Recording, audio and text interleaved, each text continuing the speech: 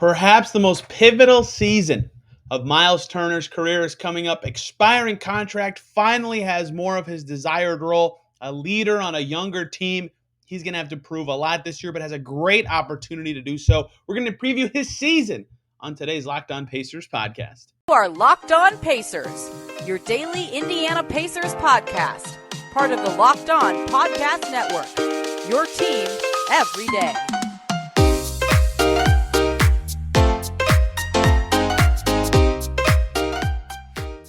Welcome in to another edition of the Locked On Pacers podcast, where we, of course, talk about the Indiana Pacers as always. My name's Tony East. I cover the team for Forbes and the Westside Community News. And today we're back doing player previews. If you're interested in the group of signings that Pacers made over the weekend, yesterday's podcast is the show for you. Got you covered on all the latest there and what comes next for the Pacers today. Looking ahead at the Pacers season and one of their most important players and coming into one of the biggest seasons of his entire career, Myles Turner. I cannot wait to watch Myles Turner this year because so much will be answered about Pacers bets as an organization. They've bet on him being better a lot. They have placed a high value on him in trades. They think he's very talented, and he is, but he's also been playing in awkward situations at times next to other players, has some injury concerns, and this year is kind of the prove-it moment. He is the second best player on this team going into the season. You could argue that if Haliburton doesn't take a massive step forward, he's close to the best player on this team. But can he prove that over the course of the season? Can he slide into a bigger role like he wants and actually be good? I have a lot to talk about with Myles Turner because of what happened last year. And before we actually do this the way I've been doing these player previews, I would like to talk about two things with Myles Turner. One is reminding you of his comments last December, talking about with Jared Weiss and then with the rest of local media, wanting a bigger role, talking about how he's been with the Pacers in the same role for a long time. He wants a bigger role, as he called it, a promotion and more clarity on how he's going to get his touches to be involved as a player. Soon after that, the Pacers started to say, hey, okay, you know what? We will try to get you into those situations. This is an arbitrary date, but it was about this time, January 8th against the Knicks. I think that was actually the game he's talked about it after. January 8th to the end of, December 8th when they played the Knicks, to the end of that December month. He averaged 16 and 7 on 53% shooting for the rest of that month. And then he got hurt, and he completely got worse and only played in 7 more games the rest of the season, right? They clearly made an effort to try to get him in that role, and it was going well until he got injured. And all that to say, I think there is a chance he can be better, but he never got the chance to play without Sabonis. The other thing I would like to remind you and point out about Myles Turner before heading into the season, yes, a lot of people have preconceived notions about Turner. He's the longest tenured Pacer by a mile. The second longest tenured Pacer is Goga Bitadze. Goga Bitadze, who was drafted in 2019, Turner in 2015, right? He's the longest tenured Pacer by a mile. But the reason I think this is important is the list of players on the Pacers roster this year Turner's never played with, despite being the longest tenured Pacer, is very long. Buddy Hield, Aaron Nesmith, Tyrese Haliburton, Daniel Tice, Benedict Mathurin, Jalen Smith, Andrew Nembhard, Servetus, James Johnson, and Kendall Brown. Never played with any of those guys. There's only, I believe, 6 guys on the Pacers roster right now. Goga, O'Shea Brissett, TJ McConnell, Duarte, Isaiah Jackson, Terry Taylor, and only a second of Terry Taylor. I don't know exactly what the timing is, but a short amount of time that he actually could overlap with him. He's barely played with Jackson and Taylor, right? So he has not played with a lot of these guys on the roster. And that's kind of the case for a lot of these guys, but he's kind of a newcomer too, fitting in because of the timing of his injury last year. So his season is going to be so fascinating for a million contextual reasons. The biggest one being he wants to prove himself as he enters an expiring contract. How I usually start these is looking at what Basketball Reference says a player's projected stats are going to be this year. I love that Basketball Reference does this. They sort of blend a player's age and position and how they've grown throughout their career to make a model of statistical projections for every season before a player's career. But sometimes they leave out things like role and roster changes and things like that, which are extremely important in the context of Myles Turner. So like Basketball Reference projects that Myles Turner will average 15.5 points per 36 minutes this season. That is below his career average, and he was above that the first 3 seasons of his career. In fact, the first 4. Only the 3 seasons before this where he was lower than that. right? Playing more with Sabonis, playing more with Brogdon, playing on teams where he was not as much involved. This year, he will probably be the second option after Tyrese Halliburton on offense, right? I imagine he will get closer to his early career usage, or even that 2018-19 season, which I consider the best of his career, when he led the league in blocks and shot 39% from deep, right? If he can get back close to that usage, even if not that efficiency, because the Pacers are going to have a tougher time giving him easy shots, but that was the highest usage, or second highest, usage of his career, right? Can he get back to that? Can he be that player? A lot of people will say no. We know what Myles Turner is. And I think that there's a lot of reasons to think that. I don't think that's a bad thought at all, but I think in a new role where his usage should be higher than 20 and he should be getting a lot of opportunities to make plays happen or make actions happen with Tyrese Halliburton as the screener or whatever he's doing, he will have more usage than that. And I think his scoring will definitely be above the number Basketball Reference projects. The rebounding 8.2 per 36, just below his career average. That seems about right to me. If he's playing with another center and Jalen Smith, who could gobble up some of those, yeah, okay. I bet his average stays about the same. That number needs to be higher, quite frankly. That's one of his weaker skills. It always has been. He's good at boxing out. He's bad at going and getting the effing ball sometimes. And that is a skill he certainly has to work on. 3.3 blocks per 36. That's the other big number for Turner to watch. His average for his career is 2.9. He certainly will be guarding centers more often now, around the basket more. I totally think that's possible. In the seasons that he was top 5 in Defensive Player of the Year voting, 3.4 blocks per 36. The year he led the league in block percentage by a mile. 2 years ago, 3.9 blocks per 36. They've got him at 3.5. That seems right, or a little under 3.5. That seems right to me. So I think they did a pretty good job on everything except for the points, because I think his role is going to change. But I think his shots might be a little harder. Last year, he shot 51% in general, which was his highest field goal percentage since his second year in the league, because he got his 2-point percentage up a ton. If he can keep doing well and shooting 66% inside the arc, I think he can shoot 50% again. Basketball Reference has 49.4. They have his 3-point percent projections at 34.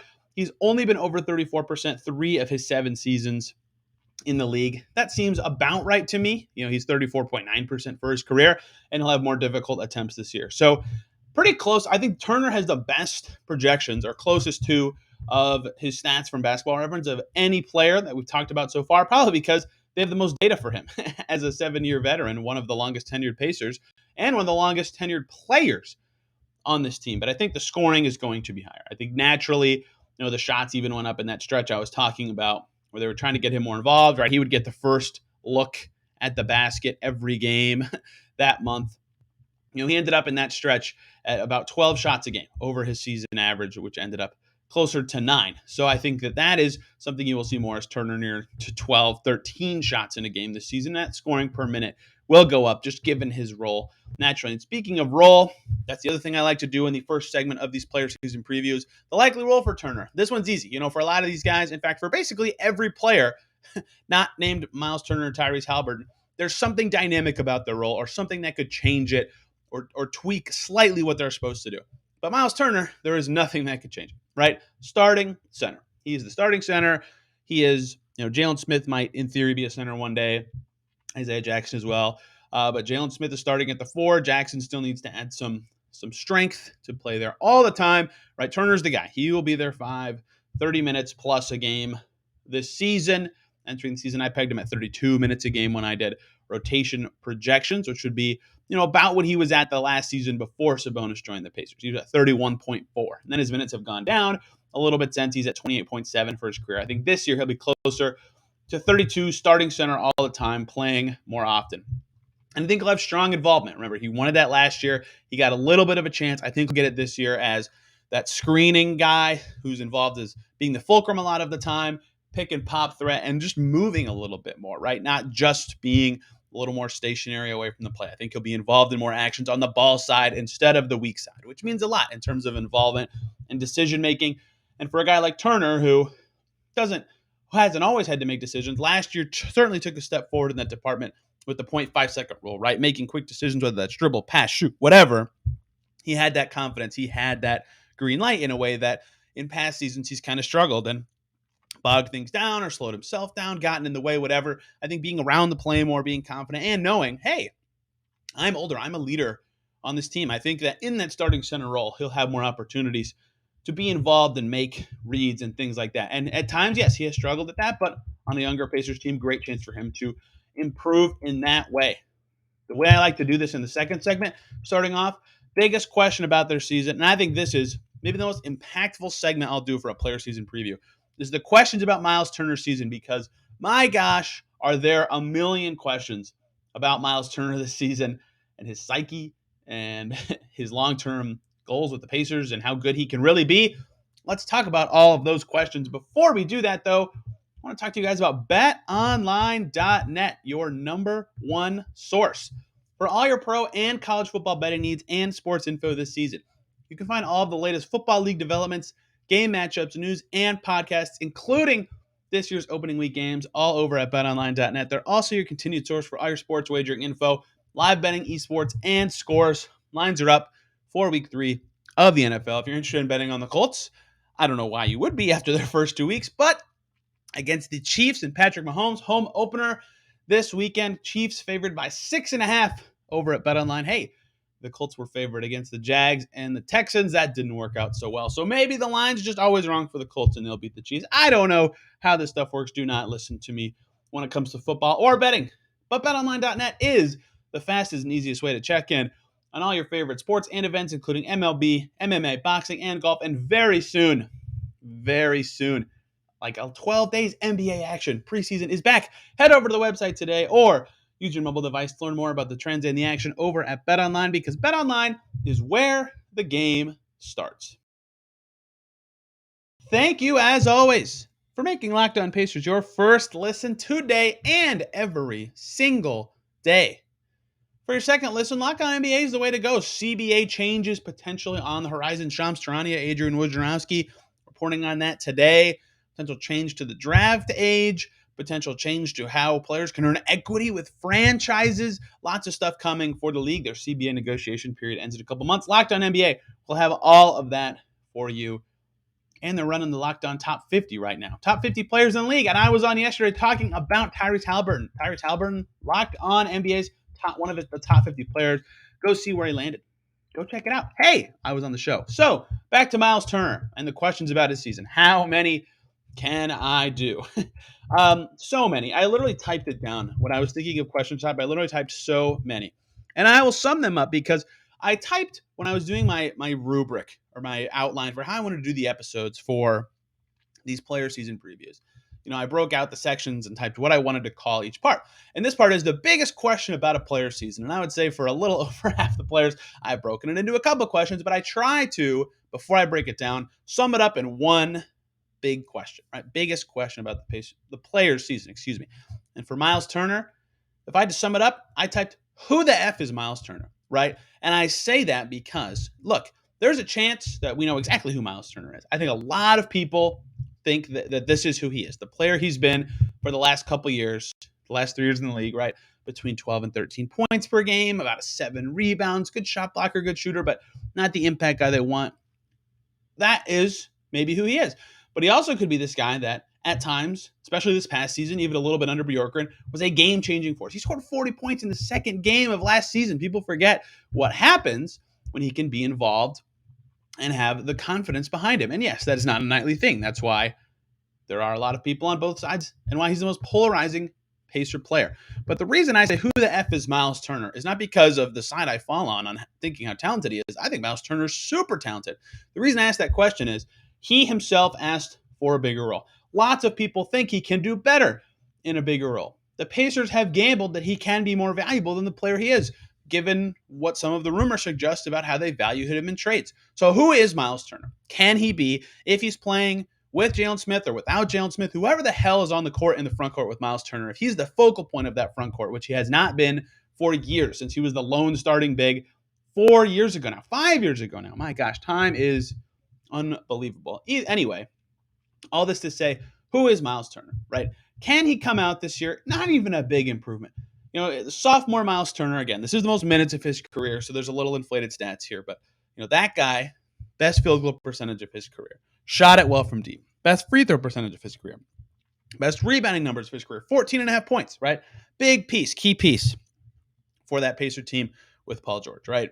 That guy, can he even reach those numbers? Can he be a 15 points a game scorer and 7.5 to 8 rebounds a game kind of guy? At 32 minutes, I think he can. But showing that and showing that with sort of alpha skills, either leadership skills, adding a couple dribble moves. He's got a couple one dribble moves, being a more consistent threat from deep, opening up the game with screens, just some oomph in his game. If he can be that guy that he has talked about being, and I think he can. He has shown it in spurts before, but has often been caught in the role game. And that's funny because the role game is a thing in basketball. ROLE game, where he has to do different things on a nightly basis, or a different center is more of the focal point for the Pacers. Now it's Myles Turner's turn. Who the F is he? Can he be the guy and the dude and step up and really show some big improvement this year? I think that a lot of conclusions will be made by people about Myles Turner this season because his potential has been talked about a lot. He's 26 now, right? And Victor Oladipo did get better at age 25, 26, but I think Turner can too, given that his role is finally going to be more optimal than it has been in the past. But he's got to seize those opportunities. Can he prove that he's the guy that has been talked about so often in the past, including me, right? If he comes in this year as the number 2 option and his usage goes up and he can't quite put a bigger stamp on the game, then I was wrong to be as high on him as I was as an offensive player at times. Not that I think he's even an all-star level player, but I think he can do more than he's been asked to do in the past. If he can't, yeah, I'll have to put my hand up there. We'll see. And there's a lot to prove. And it's rare that an 8th-year player has a lot to prove. But Turner certainly does. Can he prove it? And is he who he has been? I guess that's the opposite way of asking the question. I think detractors of Myles Turner would ask the question that way. Is he who he has been? Can he be better? Things like that. He has so much to prove. Number 2, is he going to finish the season with the Pacers? Look, he's one of their best players, but he's on an expiring deal. He's 26, right in the prime. He could leave next year in free agency, already in trade rumors all summer. We make it through the season. Will he extend his contract? These sort of things will linger all season until a conclusion is made.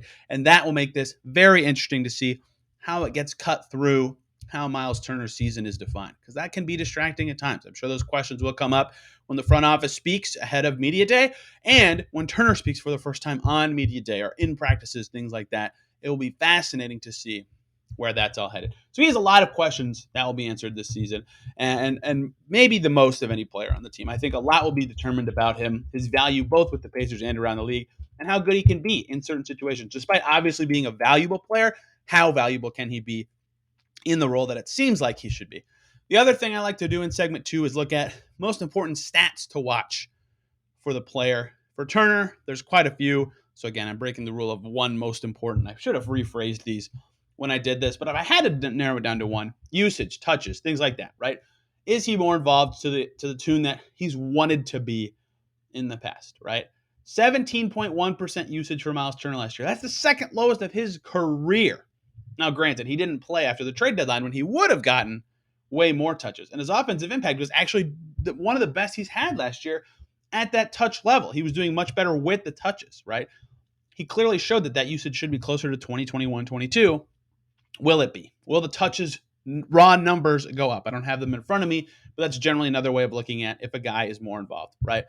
And his true shooting percentage is a career best last year in general. Can he get more usage and retain that high 50s, low 60s true shooting? That would say a lot about his offensive game and how he could fit, not necessarily just with Tyrese Haliburton, but with any team, which has value both to the Pacers if he stays or other teams in trades, right? The usage and how it pertains to his level of play will be a big one to watch. Screen assists will be another one. Sabonis has been the screener for the Pacers for years. Jalen Smith will get some chances to do it, as will some backup bigs. But Turner will get way more chances than in the past. Can he be more effective in that way? Can he open up the game for his teammates? Things like that. For his own skill improvement, less so with the Pacers. Unassisted shots will be something I personally look for. I've talked about this with a lot of guys. This is sort of just a suggestion of skill improvement. And Turner showed this last year, right? Like I've talked about. He clearly looked better in the way he was scoring last year, especially when they put an emphasis on him. But if you go based on his percentage of field goals he made that were assisted, last year, 68.3, lowest of his career. The years before that, over 70, over 75 really. He's only had 2 seasons below 75 prior to last year. Can that number stay about the same or go even lower? Obviously, Haliburton, fantastic setup man, can really get guys the ball in the right spot. Maybe it hovers around 70, but if he has an increased role and it's still about that number, that would show improvement and fitting in with a really good setup man kind of stuff.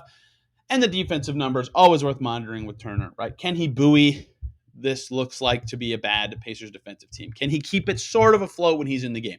that would still suggest he's pretty elite on that end of the floor, despite his limitations guarding the strongest, biggest, baddest centers in the league.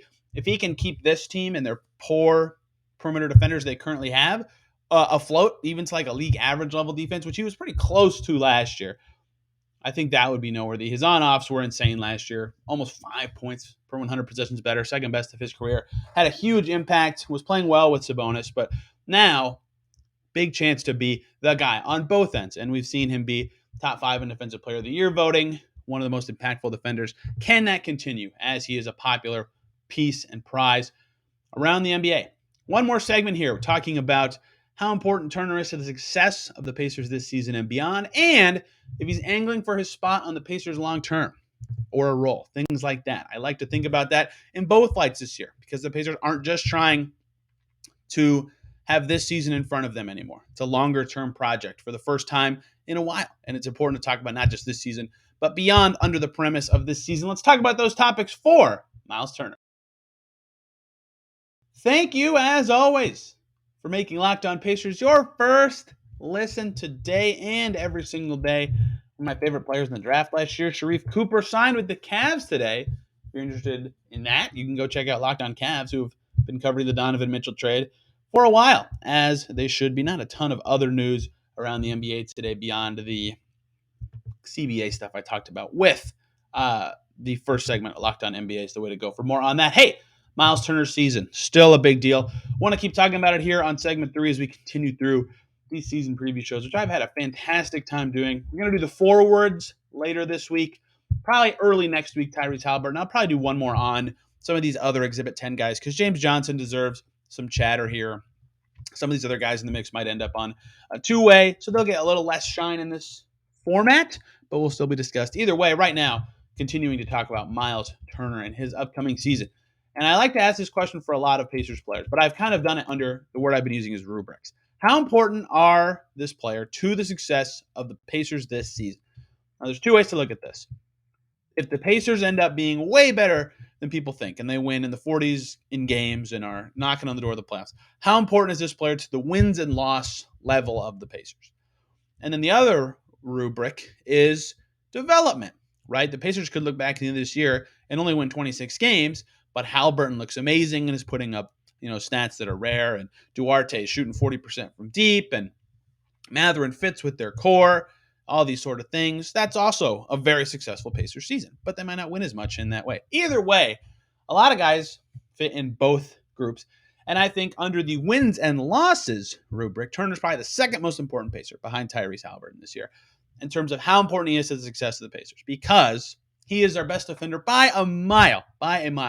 If the Pacers have any sort of defensive improvement with perimeter guys, that makes Turner's life easier. He can have a more consistent impact possession to possession. He can help guys get better in pick and roll defense with how to angle their body and keep guys in front of them and recover and things like that are important for their growth, even if Turner's not behind them in the future. And his own defense on the ball, things like that, as he grows, as he fits into a miserable Pacers defense, last in the NBA, the worst defense in the NBA after the All-Star break last year. If they're even passable, which is the Pacer ethos for a long time. Even under Bjorkgren, they were about 12th, I think, in defense by the end of that season with some gimmicky stuff, right? Their ethos has always been defense. Can Turner help them get back there? I think he's very important to their success for that alone. And on offense, being maybe their second most usage player in the starting five, depending on how they throw touches around, very important. Myles Turner, extremely important to the win-loss success of the Pacers this year. If they're chasing wins, if they're chasing the play-in, Myles Turner's going to have a big year. Under the rubric of development, he's not the second most important player. You've got key second-year guys and rookies that win there, but probably top 5, right? Myles Turner's still only 26, and this is a chance for him to develop. It's weird to think about that for a guy of his age and experience level, but he's in a new role, or at least a role he hasn't had for almost a half decade. He's on a new team with new players that he's never played with, which is why I wanted to call that out at the beginning of this, and he's talented. Can he put that all together? Can he seize that opportunity and improve his skills in some way and stick to skills that he was flashing with past Pacer teams with other guys who needed the ball more and really stick it to the game consistently this year? I think under both rubrics, improvement, development, or wins and losses, Turner's one of the most important players this year. And if they end up trading him, that means he might have looked better, or they get good value from him midseason. Who knows what the exact reason he ends up getting dealt? The reason would be that he's on an expiring contract and is fetching them a big asset. But you know, if he's good enough that teams are really, really pursuing him still, whenever the trade talks come up again, it likely means he's shown something this year to be better, that he can fit in with these other teams. Now, there is another question to ask though, because the Pacers aren't just focused on development this year and wins and losses this year. This is very clearly a longer project than anything they've had in a while. Every year in the past, it's been how important is the guy this year, and that's the big discussion. This year, I think it's how are they angling for a spot in the Pacers long term? How important are they to the Pacers long term success? And I had to really think about this one with Myles, because if he wants a spot on the Pacers beyond this year, I think the Pacers would give it to him. He's only 26. He clearly is good. Might be there's a chance he's better than Jalen Smith or Isaiah Jackson or Gogo will ever be right now, right? That's why you have to think about this stuff. And he's extension eligible. If Myles Turner wants to be a Pacer, he's got a shot to be. They're gonna give him those chances, I think, to prove himself, to show that he can be a piece of this team long term. If he plays well and fits with Tyrese and fits with Benedict and Chris Duarte and whoever else looks like one of the popping pieces of the young core, and he wants to be around, the Pacers, I think, would be smart to make that the case. And so, is he angling for a spot in the Pacers long term? Nah. I think the Pacers know what Myles Turner is, even if he doesn't go crazy this year and look way better. And because of that, he's not angling for a spot himself. He kind of has the cards of coming back, being a Pacer, things like that. I typed this down. I don't think this is entirely true because the Pacers have some say in offering him a deal. But in general, I think he's good enough and fits in well enough and is young enough that if Myles Turner wants to be a Pacer, he will be, right? He could sign an extension right now, assuming that his monetary desires were offered. But still, you get what I'm saying. Even in free agency next year, the Pacers will have his bird rights if he's still on the team and can offer more than anyone else. Myles Turner wants to be a Pacer. I think he will be. But for the Pacers, as they think about how players are angling for their spot on the future Pacers, there are other centers they have to think about in the mix. Like I said earlier, there's a chance Turner is better than Jalen Smith or Isaiah Jackson or Goga or whoever will ever be. There's a chance that that's the case. But there's also a chance that's not the case, and one of them is better. And those other centers in the mix sort of cloud, making it really easy that if Turner wants to stick around, the Pacers could keep him, and if he doesn't, they trade him, right? For example, if Isaiah Jackson starts the season and looks amazing, and he's shooting a little better, and he can guard 5 positions, and he's not fouling as much, like, okay, you might want to start that guy pretty soon, and then you're not as concerned about Turner's future with you. Maybe Jalen Smith truly is a 38% three-point shooter and is mobile and can play the 5 and set good screens, same kind of deal, right? There are a lot of factors with Turner because there are other centers, because he's an unrestricted free agent next year, because he has something to prove this year. That is he angling for a spot on the Pacers long term? Does he have to prove it? No, he doesn't. But his spot on the Pacers in the future is still cloudy for a million factors. And that's why his season is probably the most fascinating of any player on the team. And there's so much at play that will play into what his long-term fit on the Pacers is, how much money he could be offered, how much he could be worth in trades, and his own improvement this year, right? Injuries, 2 big injuries, 2 years in a row. 2 years ago, Myles Turner played 47 games. This past season, 42. That number will flash in front of executives in trade talks all the time. It has to, right? Number 2, fit. Does he fit well when he's the lone center? Every team will consider that. Or does he fit well even next to a more natural 4 in Jalen Smith? The Lakers, who have Anthony Davis, for example, would want to know that. Or any team with another big that they might like to play him with. Those questions will matter, and he'll answer them. He will also, there will be trade opportunities, right? Teams have been interested in Myles Turner since forever. The prehistoric age, whatever time frame you want to say. How does that matter for the Pacers thinking about him angling, air quotes, because he's not, for a spot on the Pacers long term? How do they consider, okay, if we get off, even if we think he's the right fit, if we get offered the dream offer, do we still take it? And I think those sort of context things can't be answered until Turner plays with this new core and decides, do I want to be a Pacer long term? And him and the front office will have to have those conversations throughout the season. It could depend on how well the team is playing and what his role is. And that's why it's so dynamic, what he's going to be beyond this year with the Pacers or someone else. Because he'll be the starting center if he's on the Pacers. Even if he comes back and other centers are good, he will start at the 5. So he's not angling for a spot on the Pacers. He's not angling for a role. It's just all got to come together for both parties and other teams, and it's all fluid. And I think that's fine. I don't think it's ideal, right? No player likes to be in limbo. Obviously, the Pacers tried to sign Ayton this summer. No player likes that.